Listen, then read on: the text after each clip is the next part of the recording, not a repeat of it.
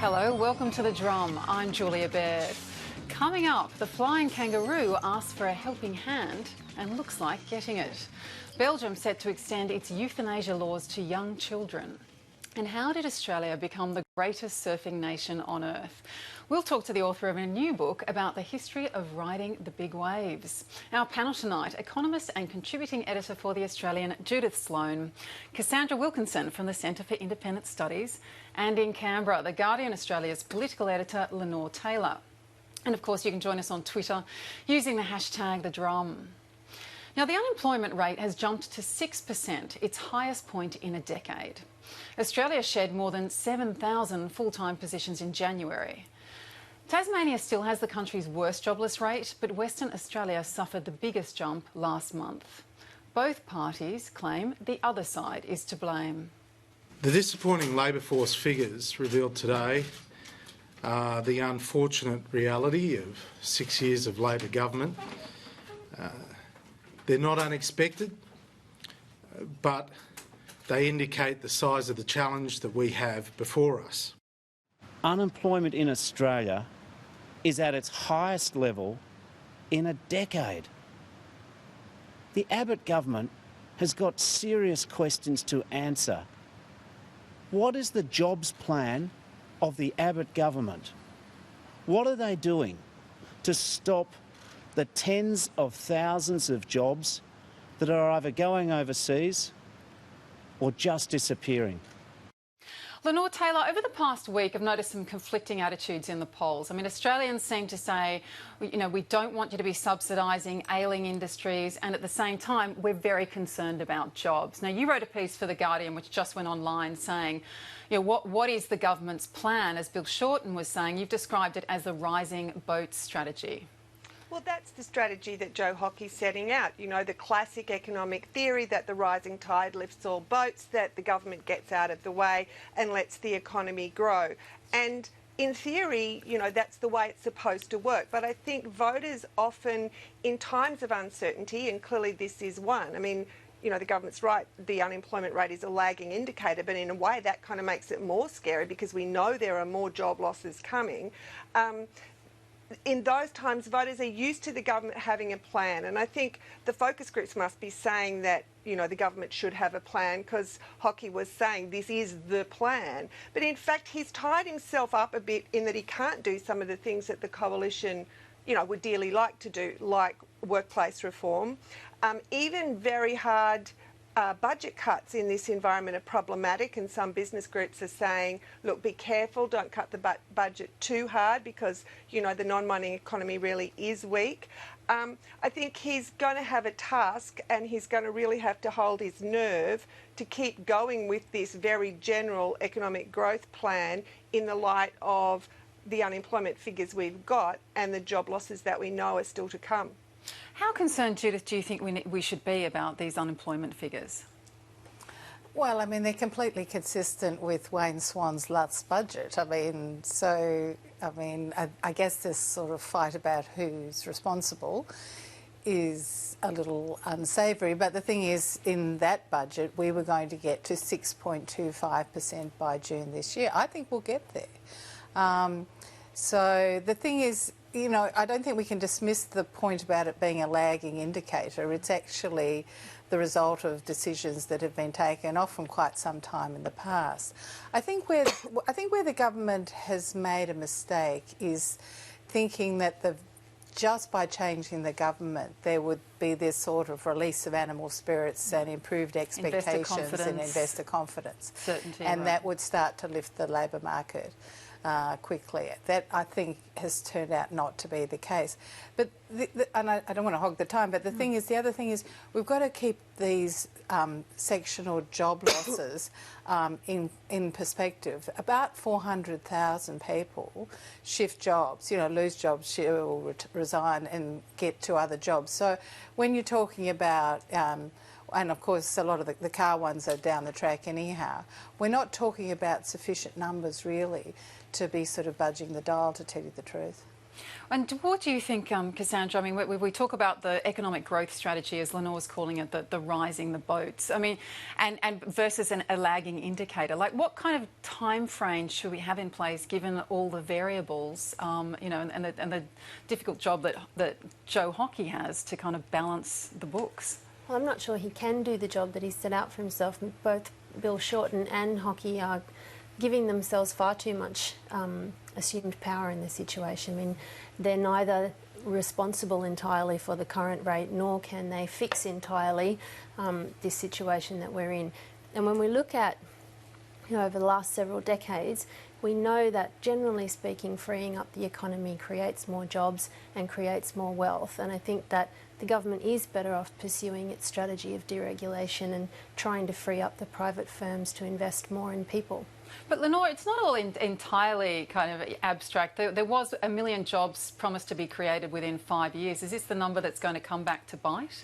Yeah, just like the former government's promises of that same nature came back to bite it. I mean, those kind of promises are always a bit silly because they're based on projections, and we know all manner of things happen in the global economy, things happen outside of a government's control. So yeah, I think, you know, that's probably something that the government will regret, but in a way they're kind of meaningless promises anyway.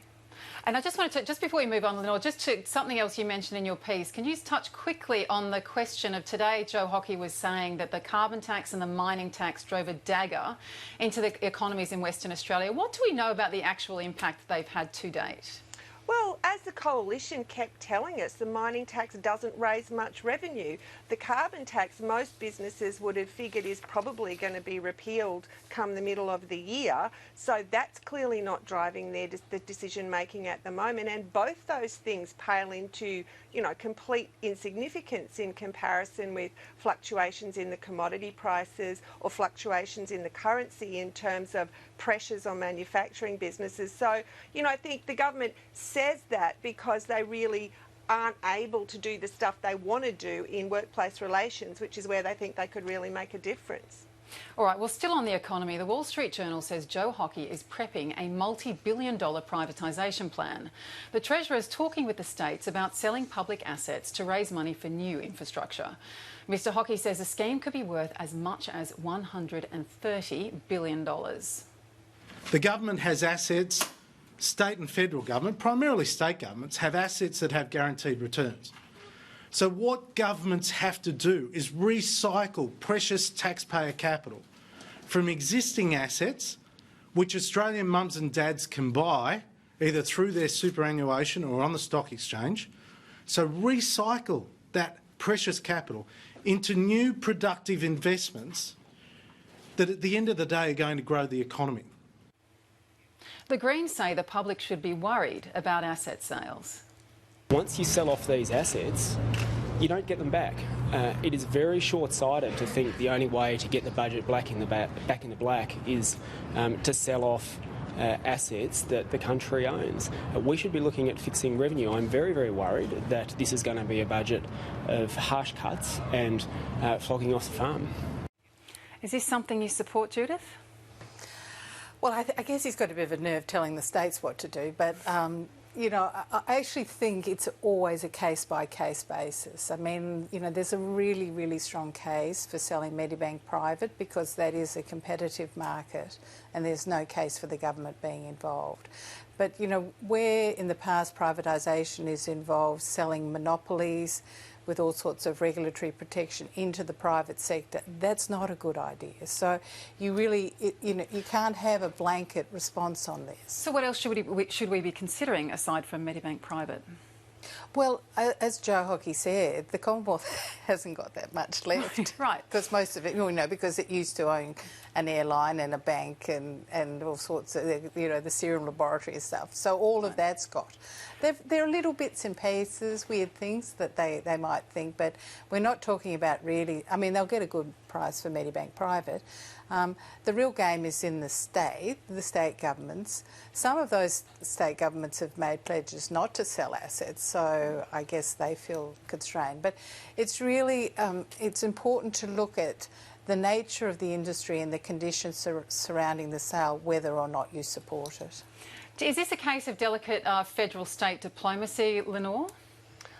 Yeah, possibly. It does actually, though, fill in one of the gaps in what the federal government's been telling us. They keep saying that they're going to have cranes over the cities, you know, really quickly, and yet they were contributing a relatively small proportion of the cost of a lot of those big road projects that they want to get going.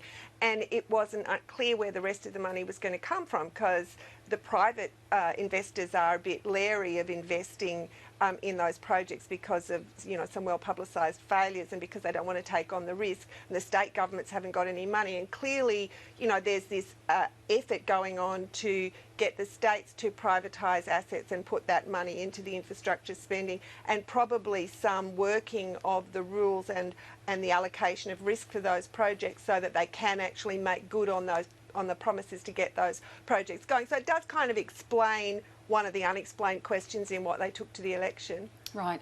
Cassandra, what do you think? Do the Greens say we should be worried about, you know, selling off the farm in times of panic? Privatisation, asset privatisation, is a little bit of a smokescreen economic policy. Most Treasury officials who don't come out and talk about these things because they stay in their offices, but they say internally, if you trade an asset for cash, you're no richer or poorer than you were 5 minutes ago. You simply have cash instead of an asset. So privatisations are not good or bad per se. It depends entirely what you spend the money on that you get. So if you sell off, for instance, a national shipping line that has no real social benefit, and you spend that money building new freeway to Queensland that everyone gets good use out of, that's terrific. If you spend that money, say, building infrastructure from Adelaide to Darwin that nobody uses, then you might well have just kept your shipping line. So we always wind up talking about the wrong end of asset sales, about whether selling itself is a good idea. It's entirely dependent on what you spend that freed up cash on. And until they say what they plan to spend the cash on, it's all just kind of a fake policy discussion. Well, we have front page reports in the Financial Review today that the IMF is saying, you know, the spending is going to be increasing by, what, 15%? Yeah, well, the IMF, I think, did us all a favour by belling the cat a bit. There's been a lot of discussion lately about whether the government is or isn't in debt, particularly whether it is or isn't in structural debt. And the IMF have said you have to count the unfunded promises when you think about the state of the budget.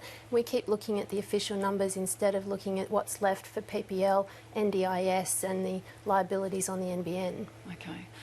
All right, over to another matter. Qantas, of course, has asked the government for a helping hand, and it appears increasingly likely that the government will be willing to give it. The company's boss, Alan Joyce, told a room full of coalition MPs last night the government policy must change for it to remain the national carrier. Qantas insists it's different to car makers and SPC Ardmona, and it seems the coalition might now agree. There are things that we can do to help Qantas, and I'm pleased to see that Alan Joyce himself believes that Qantas needs to take control of their own destiny. Whether it's reasonable for Virgin to have no controls over foreign ownership and for Qantas to have substantial controls over it is something that we need to consider as a cabinet and as a government. Joe Hockey says the airline has met 4 crucial preconditions for government help. The Treasurer has suggested the Qantas Sale Act is unfair as it limits foreign ownership. Now, Labor and the Greens have vowed to block any changes to the legislation. We believe that Australia is a nation large enough to have a majority Australian-owned airline. We also recognise they've got global competitive pressures. We do support keeping the maintenance jobs onshore. We do support Australian jobs at Qantas. We extend the hand of cooperation to the government to ensure that Qantas remains the Australian national airline and that we keep jobs in Australia. We'll work with them. The Qantas chief vowed last night to accelerate his cost-cutting measures, but conceded they might not be popular with everyone. And unions did not like the sound of that. Alan Joyce and the board's strategy is failing the shareholders, not giving them dividends, is failing the Australian community, but appears to be getting the tick by the ideological hawks in the coalition government. Judith, what do you make of this? The Treasurer says he is being dragged kicking and screaming. Should an exception be made for a national carrier? No, but I do think that they should rescind the Qantas Sale Act. I mean, that's putting lead in the saddles of a company. It was when it was privatised. There were all these ridiculous restrictions placed about, for example, the majority of shareholders have to be Australian. I think the majority of the board have to be Australian. There's limits on what a percentage of the shareholding any single shareholder can hold and all that.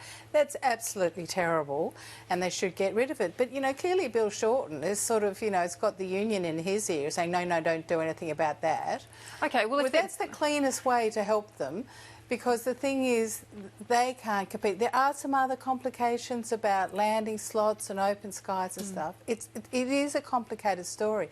But I'm really unhappy about the idea of basically guaranteeing their debt. I mean, that's essentially allowing the company to borrow the government's credit rating. Now, wouldn't every company in the land want that? You know, why is Qantas special on those grounds? But if there are restrictions, I mean, in this climate, what do you think, Cassandra? I mean, given that it looks very unlikely to get any changes through to the Qantas Sale Act, given the ALP and Greens opposition. Should there be a debt guarantee? Look, I think the best thing to happen to airline travel in my lifetime is that it's the people you see on planes if you fly Virgin and Tiger are the people who used to have to take the Greyhound bus.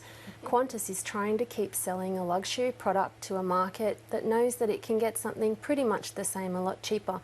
Qantas can't justify the prices that it's charging its customers at the moment, and if it needs access to foreign capital, which Virgin has proven is available, then the simplest thing for us to do is, as Judith says, get rid of the limits on foreign investment and let some other country pay for our national carrier. If someone's going to pay for it, why should we? Right. Lenore Taylor, what are the political realities of this? I mean, Joe Hockey has indicated early on that he would prefer the legislative approach, but, you know, as we said, he's being dragged kicking and screaming, and he seems to support the debt guarantee now. Will he get that through the Cabinet? Well, there's some dissent within the Cabinet, but, you know, the issue is, given that they're not going to get a change to the Sales Act, it means they're kind of going to have to make their line in the sand on industry assistance a bit sort of wiggly around Qantas. And Joe Hockey's trying to sort of define that and put parameters around it. Now, the one when he says, well, it's restrained by the Qantas Sales Act, you know, there's some credence in that. But the other reasons he gives are things like that other governments subsidise competitors to Qantas. Well, other governments subsidise competitors to other industries as well. You know, there's agricultural subsidies that farmers compete with, and there's, you know, dumped food manufacturing products that SPC competes with. I mean, a lot of businesses could make that point. And so I think the government's going to kind of struggle to define why it's doing it for Qantas, but really it's because it can't do its first best option. But is that not, Lenore, exactly what Joe Hockey was doing today? I mean, if he's talking about the restrictions on the business imposed by the Parliament, which we've just been discussing, it's an essential national service. Well, that would be moot for other industries, but you could certainly argue that for cars.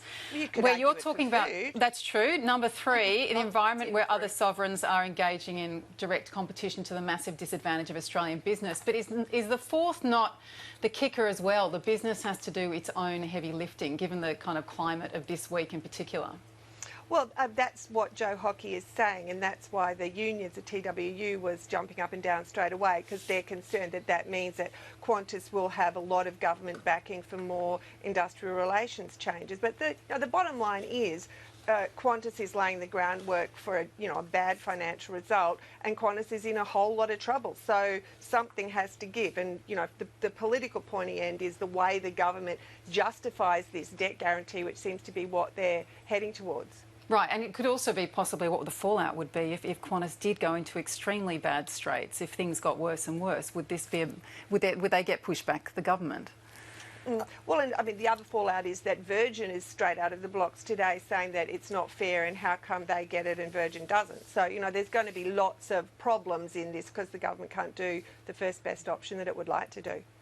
I mean, as long as, of course, they don't default on the debt, people will say, well, it's a sort of free lunch. It's not, but... well, it doesn't cost anything if they don't default. Yeah. In fact, they get a fee. But look, I think one of the interesting things is, and it ties in with the issue of privatisation, is that it's really taken Qantas a very, very long time to kind of get rid of the shackles of it being a public body, a public agency, public company. The ball and chain. And it's still, well, and really it had to split into Jetstar, and really there's a lot of feather bedding still in Qantas. I had understood, until I heard Tony Sheldon there, that in fact the unions are being pretty accommodative now in Qantas because they are very, very fearful. And they're really prepared to talk major flexibility and major cost cutting. I guess the TWU sort of baggage handlers and the like, we're always going to have baggage handlers. But, I think that's a fair enough aspect of the conversation, to tell you the truth. Okay. Over to cars, which we've also been discussing fairly heavily over the past few days. Now, a Coalition MP has suggested car makers should hand back some of the public money they've pocketed. The Productivity Commission says the auto industry has accepted around $30 billion in government funds since 1997. Government backbencher George Christensen has labelled the car companies almost parasitic. He wants them to repay at least some of the cash. You guys have mooched off the taxpayer with corporate welfare for so long. When the going got tough, you cut and run and you've left so many workers in the lurch. I think that General Motors, Ford, Toyota, they've all got a lot to answer for, and quite frankly, it'd be nice to see some of the recent investment that was put in by the taxpayers paid back now that they're going. Government frontbencher Christopher Pyne says the Coalition will not be asking for its money back. Well, George is entitled to his opinions, but that's not the government's policy. And Bill Shorten doesn't support Mr Christensen's proposal either. The Abbott government MPs have been attacking the car workers, they're attacking the car companies. I think there was one Liberal MP who called the car industry parasitic. Well, if you're looking for someone to blame about the death of the car industry, you're having a debate about refunds. Tony Abbott, if you're looking for someone to blame about the death of the car industry, buy a mirror. Cassandra, it looks unlikely that Mr Christensen's idea would have cabinet support, but does it have any merit? Absolutely, and good on him for saying it. I mean, they've taken $30 billion of our money over the last several decades, and every time we say we can't possibly afford to build infrastructure in our cities, or we can't possibly afford to have a very fast train, or we can't possibly afford whatever new piece of infrastructure, so, well, we've spent that money 3 times over on an industry that cut jobs consistently until they finally ran out of other people's money to spend on their own businesses. And, it's time to move on and invest in industries that have a future. Judith, you seem to be nodding in agreement there. Well, I mean, the thing is, my guess is, and I'm not absolutely sure, but I don't think this money was ever sort of articulated through any contractual agreement. Right. So, I mean, there was talk. Remember, I think we gave some more money to Ford because it was going to keep jobs or not cut jobs and stuff, and then they promptly didn't do it. But I don't think you'll find that there's anything legally binding in any of these commitments. It's all sort of politics. So, yeah, look, good riddance, I say, but I think the idea that you'll get it back. And, I mean, it may be, I think, under the existing scheme, they probably are going to get paid money going forward up until the time they exit. So I guess we just got to hang on to our hat and then bid them farewell. Do you think we're going to see more conditions placed like this in the future, potentially, Lenore? When we talk about what's happened with the Victorian government guaranteeing, giving some money to SBC, that was with the condition announced today that they would be, that they would pay it back if they did not keep going for another 5 years.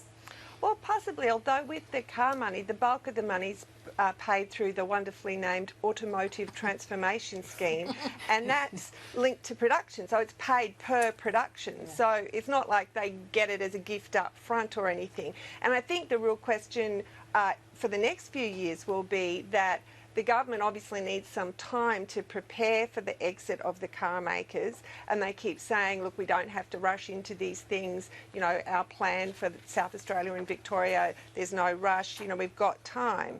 But if the car making industry, if the components makers who also get money from that Automotive Transformation Scheme, if they start falling over and the whole industry starts collapsing in on itself, it could actually mean that it finishes earlier, and we saw Ford bring forward job losses, and the government clearly doesn't want that to happen too quickly. So the car makers are now actually mounting the argument that the cuts the coalition took to the last election in that ATS funding should be slowed down, that they shouldn't happen so quickly next year and the year after. And I reckon they might get a hearing because the government really doesn't want the whole thing to collapse too quickly. Do you think that's right, Judith? That was actually in the Productivity Commission report. There was an issue about the timing and the fact that it was probably better to have a sort of smoother decline rather than a sort of big step down, and I think that's right. But Lenore, there have been these additional, like, you know, Julia Gillard was guaranteeing GMH to 2024 or 2022 or something, and then there was an additional money to Ford and stuff.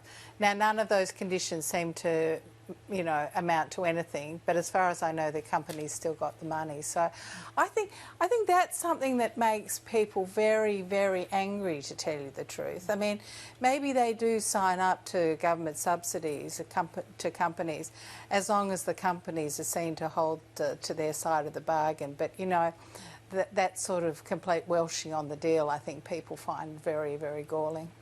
All right. Let's go across to Europe now, where Belgium is set to become the first country to legalise euthanasia for children of all ages. Legislation has already passed through the nation's upper house, and the Parliament is expected to pass the bill tonight. The idea has attracted strong protests.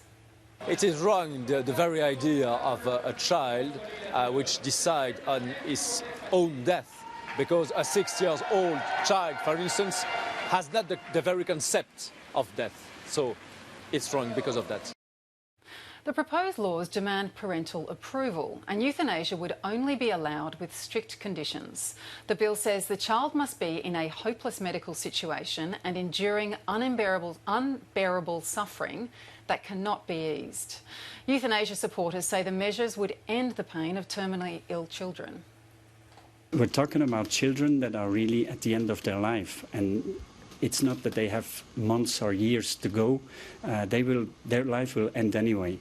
And the question they ask us is, well, don't make me go in a terrible, horrifying way. Let me go now while I'm still a human being and while I still have my dignity. Cassandra, should children be making decisions about the ending of their own lives? I think that trying to turn this into an issue that has broad ramifications is a bit cheeky. Would apply in very, very rare cases where the child in question and the child's parents are absolutely at their wits' end, and their doctors as well. If you support euthanasia because it's a compassionate way to deal with people who are not just dying but dying painfully, if your instinct is to be compassionate, then who are we more compassionate towards than children? You're talking about a tiny number of very extreme cases where the parents, presumably given the extreme nature of these cases, would be involved every day in decisions about the child's well-being. Trying to turn this into a broad moral culture wars just seems a little bit out of proportion. But is it a culture war, or is it a broad question about when and how you make a decision about ending your life, and whether, as these advocates say, that an illness gives children a kind of almost a premature maturity in which they can make these decisions? What do you think, Judith? Well, you know, my father was a paediatrician, and I think were he still alive, would be very opposed to this sort of thing, because he would say that these sorts of things are handled informally. And, you know, with a tremendous amount of compassion and a tremendous amount of parental involvement. So, you know, the case that the doctor was citing, you know, I think, you know, death is often hastened at the moment. No, not by years or months, but certainly days and maybe sometimes weeks. And I think we're just better to make it a political issue is such an unfortunate one. And I think it then would raise issues of children who have, you know, congenital conditions where they decline over time. And I'm really opposed to this, I'm afraid. Right, because they shouldn't be, because it's politicised, and the doctors have a way of handling it anyway, or is it a question of the fact that they're really young? Well, I think both. Yeah, no, I really think that. But I mean, I don't know. I mean, you know, I guess it's some sort of, you know, in a city trendy topic to talk about. But I really think this sort of thing is handled very well in very tragic circumstances, and it's best to leave alone. Lenore, what did you think of the caveats that were given? Parental approval, and the bill says the child must have a capacity of discernment and be conscious at the moment of the request. Would that satisfy you? The idea of a young child, like a child under 12, having the capacity and the discernment to make a decision about the end of their own life is something that I really struggle with. I mean, I've got to say I struggle with the issue of euthanasia in general. It's an issue where I guess my heart sort of overwhelms what my head might logically, the conclusions I might logically draw. So I find it difficult anyway, but extending it to children and the idea that a child could take that decision, or that a parent could take that decision about their own child, I find that a very, very, very difficult bridge to cross. Is it about maturity, do you think? I mean, there's the arbitrary age of 12, which has been, you know, used in other countries. What is it about? Well, for me, it's about the issue of euthanasia in general, which I find difficult, and I think Judith is right that doctors have a way of easing the path at the end of life often without confronting the dying person with that actual turn it on, turn it off decision. And I think that's often an easier way to handle it all round. If I may say, though, part of if there is some merit on the other side of this, it's that doctors are, and again, I think we're overstating how often this happens, but doctors are placed in a situation where legally they're committing homicide, and the law, I would assume, and certainly this is the way it's been framed in Australia, is as much to give the doctors the protection they need to assist a family at an incredibly difficult time. And there is a big grey area between the easing of pain and hastening of death that happens in the final days of often chronic and very, very intense illnesses. Yes, doctors are best placed to make these decisions, but we shouldn't then be leaving them in the legal limbo that they're currently in. I agree with that. I mean, my daughter, who's a young doctor, tells me that the physicians who deal with muscular dystrophy, they're quite supportive of euthanasia, because actually it can be quite a long time till death, but it's actually intolerable too, because people are kind of mentally acute. But it's absolutely dreadful. So yeah, I think it's hard to generalise, but I'm with Lenore. I find it a very problematic issue. All right, it's completely gut-wrenching to actually think about and discuss, isn't it? Is it not? We'll see how Belgium moves on that one. Now, coming up next on The Drum, we have something completely different. We will talk about a century of Australian surfing. That's up next.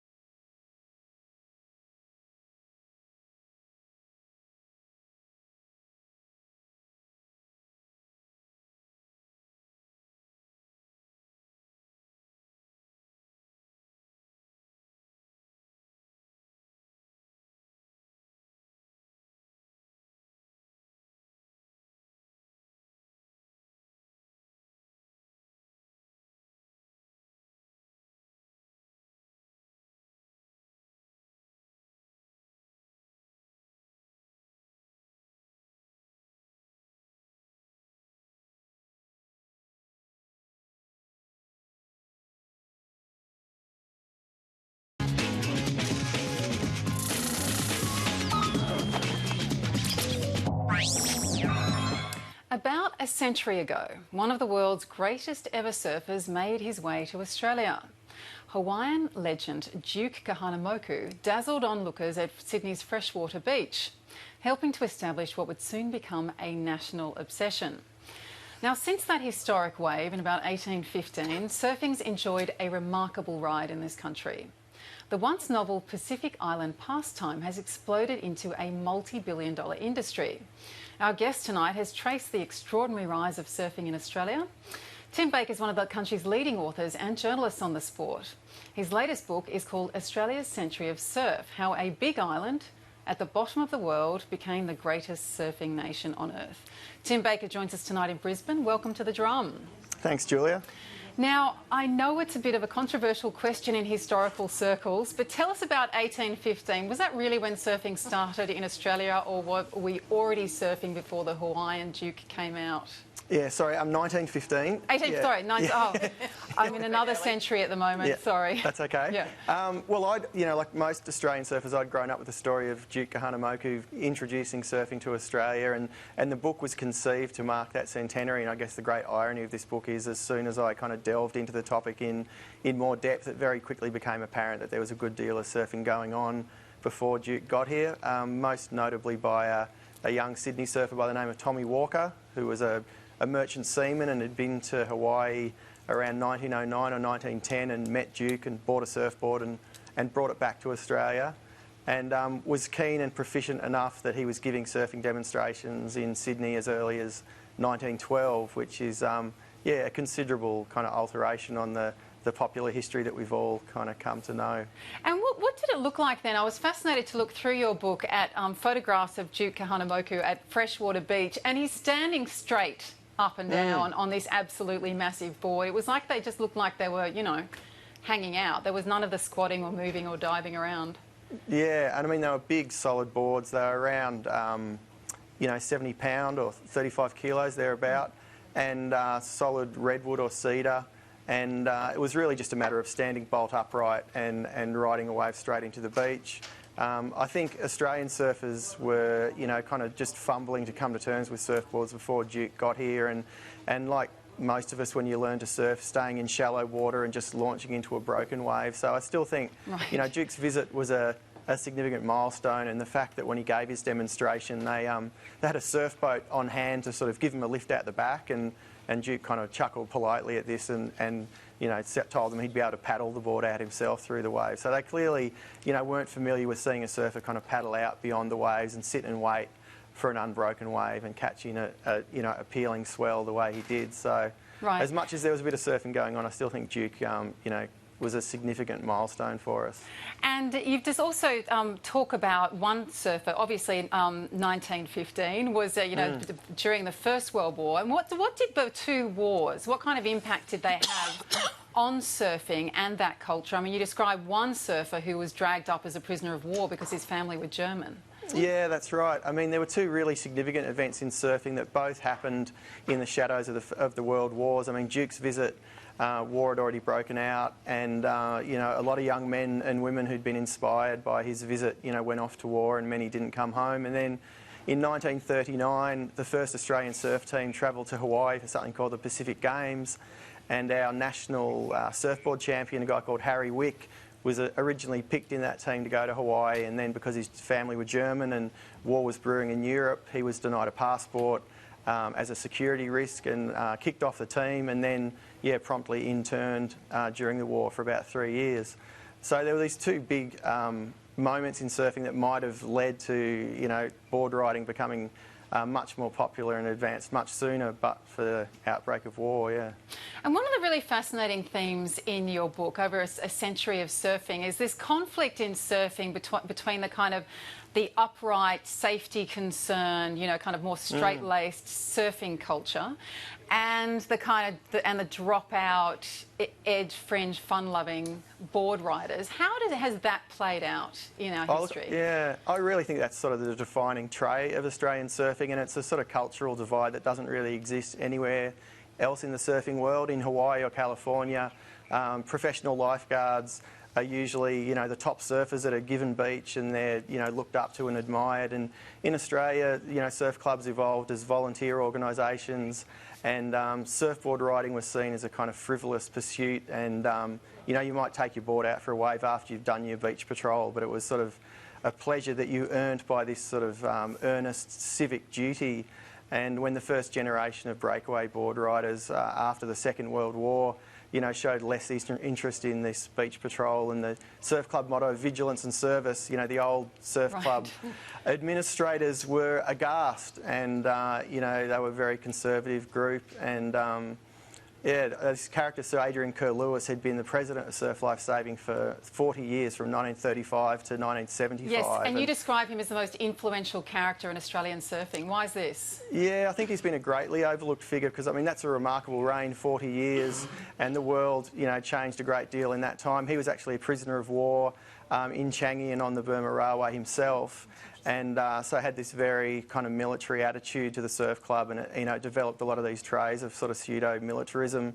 And so he was absolutely aghast when you know, young surfers weren't so interested in doing the beach patrol and performing their duties, and came down really hard on surfboard riders and introduced, you know, kind of bizarre regulations to try and stop them from surfing purely for pleasure. Early morning drills. Yeah, getting them out of bed. Yeah, boards were banned outright, ironically enough, at Freshwater Beach, where Duke had introduced surfing all those years ago. And when they started using these lightweight balsa boards, the old paddle boards had traditionally had a metal hook on the end, and of course a metal hook and screws couldn't attach to the soft balsa, they just sort of pull through the balsa. So they kind of disqualified these new lightweight Malibu boards by any means they could. And this cultural chasm opened up and has never really fully healed. You're still, to this day, you're kind of a clubby or a surfer. And, yeah, right. Yeah. That is fascinating. We haven't got much time left, but Judith, I was just going to raise, I think, an interesting point too, that, yeah, we're great surfers, but we've also, Australia's also been very innovative in terms of manufacturing boards and, you know, creating the trans, and I guess it even goes into the three fins. Yeah, absolutely. I mean, the three biggest surf companies in the world, Quicksilver, Rip Curl and Billabong, all came from Australia.